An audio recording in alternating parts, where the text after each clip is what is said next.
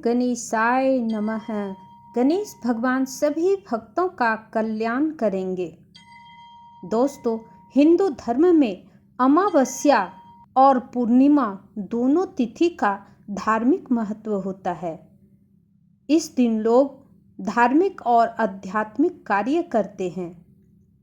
इस बार भाद्रपद अमावस्या सोमवार को पड़ रही है, इसलिए इसे सोमवती अमावस्या भी कहा जाता है। तमिलनाडु में इस दिन को अवनी अमावस्या के नाम से भी जाना जाता है। मारवाड़ी समुदाय में इस दिन को भादो अमावस्या या भादवी अमावस्या के रूप में मनाते हैं।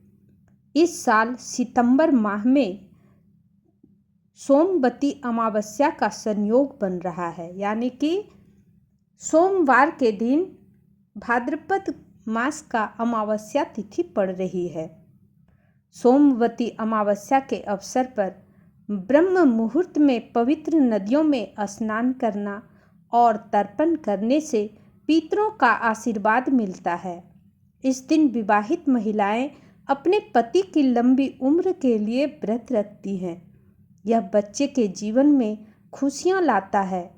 तो चलिए हम जानते हैं भाद्रपद अमावस्या का शुभ मुहूर्त क्या है, स्नान और दान का शुभ समय क्या है, पूजा की विधि क्या है, महत्व क्या है। दोस्तों, पंचांग के अनुसार सोमवती अमावस्या 2 सितंबर 2024 सोमवार के दिन पड़ रही है। ये भाद्रपद माह की अमावस्या होगी। मान्यता है कि इस दिन पितरों का श्राद्ध, तर्पण, पिंडदान कर दिया जाता है। ऐसा करने से जीवन के हर दुख, कष्ट इत्यादि सभी दूर हो जाते हैं।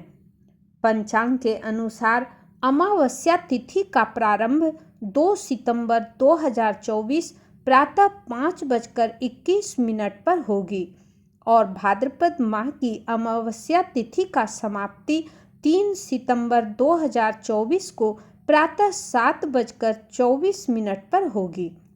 ब्रह्म मुहूर्त है सुबह 4:38 से सुबह 5:24 तक और पूजा का शुभ मुहूर्त है सुबह 6:09 से सुबह 7:44 तक। इस समय दान इत्यादि कर सकते हैं। तो चलिए हम जानते हैं कि सोमवती अमावस्या के दिन क्या करना चाहिए। सोमवती अमावस्या के दिन पवित्र नदी में स्नान करना चाहिए, सूर्य देव को अर्घ्य देना चाहिए, आटे की गोलियां बनाकर मछलियों और चींटियों को खिलाना चाहिए, पीपल, बरगद, केला और तुलसी जैसे शुभ पेड़ों को लगाना चाहिए और इनकी पूजा करनी चाहिए। माना जाता है कि इस पेड़ों में देवता का निवास रहता है। मान्यता है कि सोमवती अमावस्या पर इस प्रकार के कार्य करने से पितरों को प्रसन्नता होती है और जीवन में खुशियां आती है। अब मैं आपको सोमवती अमावस्या के पूजा की विधि बताती हूँ।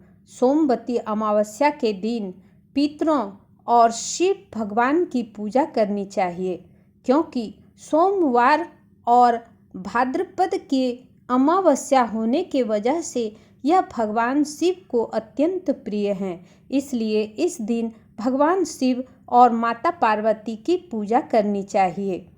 इस दिन सूर्योदय से पहले नदी में स्नान करना चाहिए।